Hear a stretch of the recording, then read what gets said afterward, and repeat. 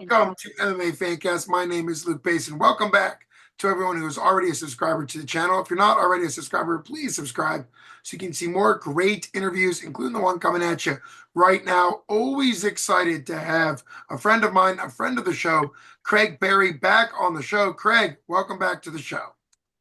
Thank you for having me. Always wonderful. You are on a three-fight win streak, so congrats on that. We've talked about that on and off as I've had you on covering those wins and those fights. It was announced that you have a fight coming up for 247 Fighting Championships on September 21, which is their next Brawl in the Burgh series. I believe this one is Brawl in the Burgh 23. So talk about how that matchup came together and what it feels like to be on your three-fight win streak coming in to what very well could be 4 wins in a row. Yeah, it feels good. I didn't know that Shane was from like the Pittsburgh area and stuff because the Hunter had said like, "Oh, we got you someone that you should know," and I've seen him before because we debuted the same night. But I'm not like into like the. I only know people at like Stout, the Mat Factory, and obviously the Academy.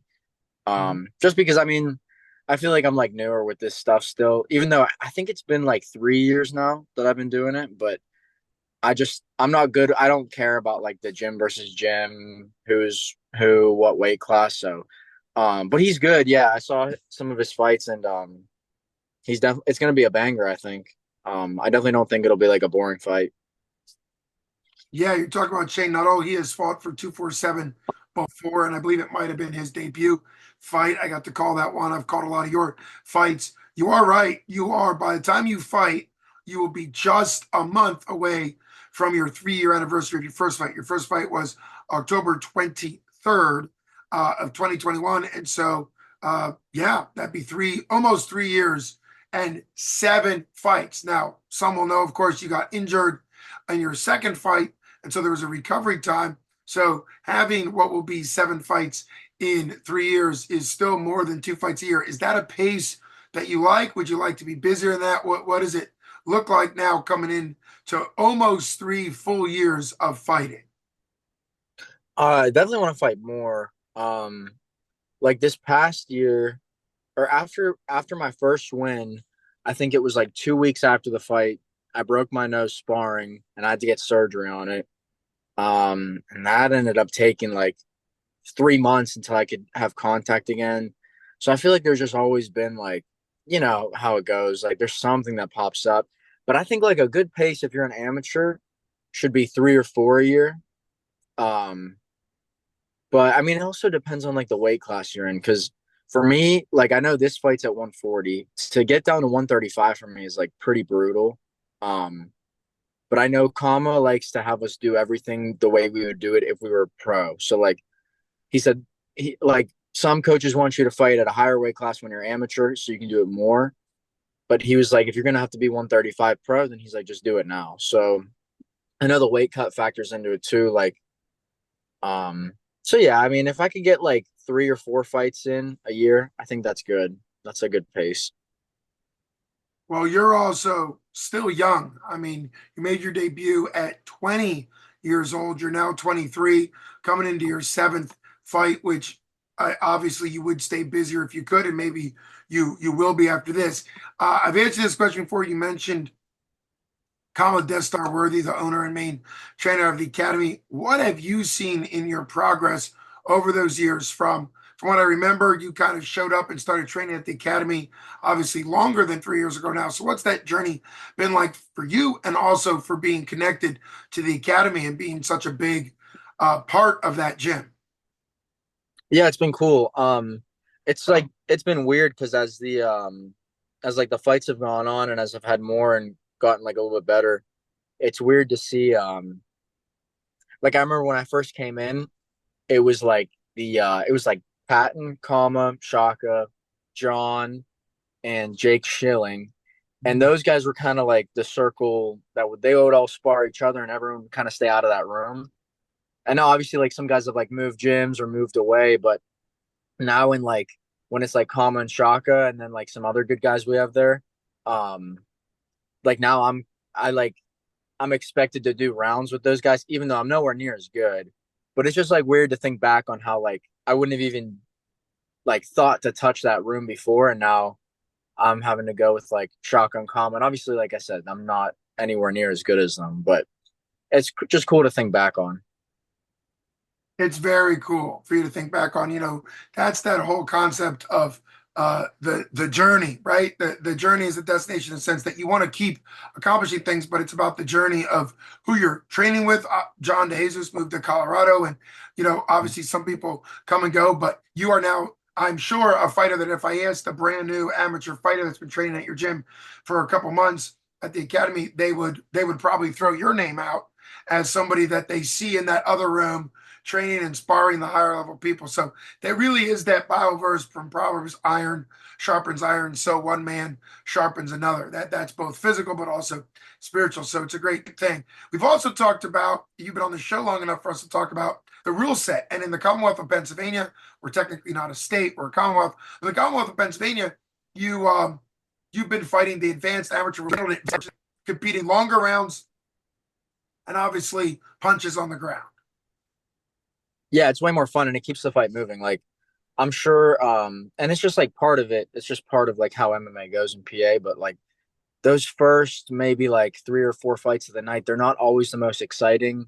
They could be, but like if someone gets taken down, it's not even anyone's fault. You just kind of have to hold them there because you're not allowed to punch, and it's just like it can like make the fight go stale pretty quick. But now with the advanced rules, it's no shin guards, which already makes people like every kick has to be way more precise. You can't just throw it wherever you want.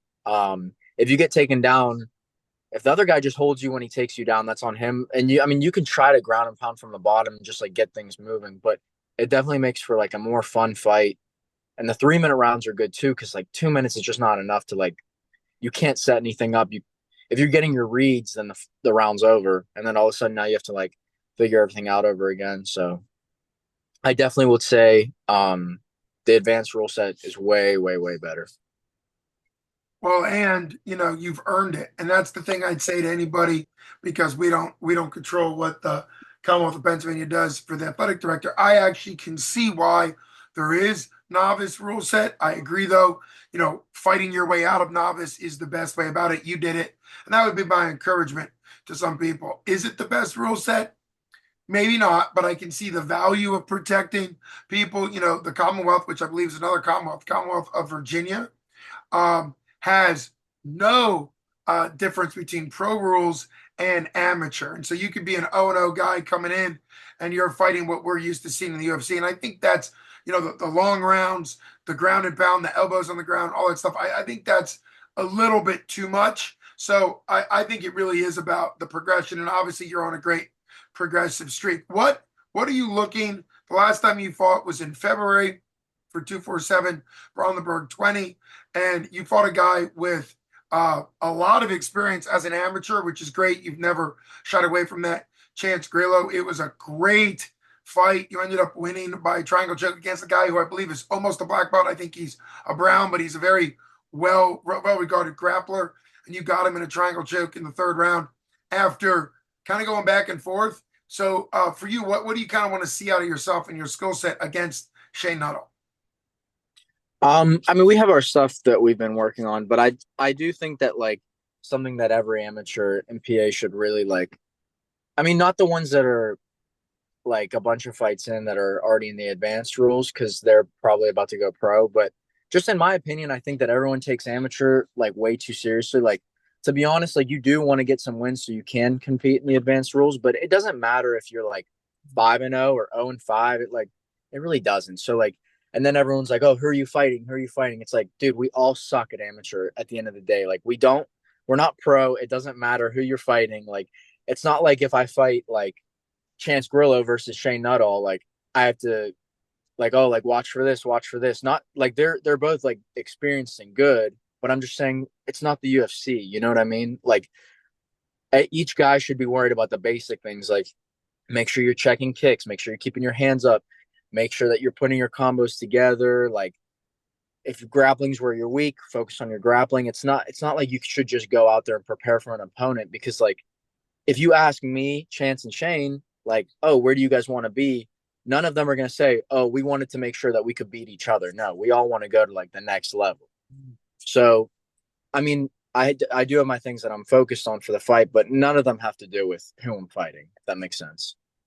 That does make sense. I think everybody has their own mindset, but I think for you coming out of such a great gym with quality level, I mean, to call him a legend seems like an understatement for Kama, but a guy who's done everything you want to do in your career, both locally, regionally, and then also at the UFC, getting two great wins there, both by finish, one knockout and then a submission. And I think that's right. Training to develop. It's all about development. Sometimes you will actually see if you dig into some of the known UFC fighters, if you dig into their topology, sometimes they've actually fought UFC quality guys in amateurs. It does happen occasionally, or very early pro. But to your point, it's really about developing your skill set. It's getting that mindset to develop your skill set. And sometimes, obviously, things happen that are unpredictable. You are an inspiring story because of your willingness to continue to train hard and take fights when your record was 0-3. And I think you're absolutely right. There are plenty of guys when at 3-0, maybe they let that record, which is a great record as amateur, maybe encourage them to not train as hard. Whereas for you, 0-3, you continue to train hard. You basically just said that you wouldn't give a prediction because you kind of said that you don't really want to measure yourself up against Shane until the night. But do you have a mindset or a prediction you want to say, or a reason why somebody should come to watch you and anybody else who might be from the academy that night? Yeah, I mean, I think right now it's just Kama and I believe that are planning on getting on that card or are. But yeah, I mean, I think that in every fight I've been in, like maybe not the first three just because the rule set, but like just since then, like I still ever since going 0-3, I just remember I was like, okay, the only way that I'm gonna be able to continue to do this and like have fun with it, not get discouraged is if I you just can't care about what happens. So like if you win or lose, like that's something that even though you can kind of control it, you also can't. So I just told myself from then on, like if someone beats me, they're gonna have to like beat me. You're not just gonna I'm not gonna lose. Like you're gonna have to beat me. So I think that every fight I'm in, it's gonna be exciting because it's either gonna be hopefully over quick where I got it finished, or I don't think that that's gonna happen with Shane just because he is tough. And so I mean, I think that whatever happens, it'll just be like very action packed because I don't think either of us are gonna give up or just like shoot a shot and hold it down and like hold each other. I just don't see that going that way. Um, but I mean, we'll see. But every fight I'm in, I think is exciting. But I might be biased. Well, I do agree with you. Every fight you are in is exciting. You fought for 247 exclusively. You've already had six fights in the 247 cage. Shane has fought once for 247, so already some experience. Obviously, you've been in 247 cage more. He's been a little bit more a variety of promotions, but it's a good experienced fight. You have a 3-3 record. He has a 3-2 record, and so at the amateur level, of course, that's starting to really develop your skill set. I can't wait to see it. This could be a great card. I don't believe Kama's been announced yet as matched on the card. I think there might be three fights or four fights that have been announced for Mhm. that card. September 21st, though, on the Monroeville Convention Center will be an incredible card, though. Can't wait to see it for you and for everybody else that's going to be on that card. It's always awesome having you on the show.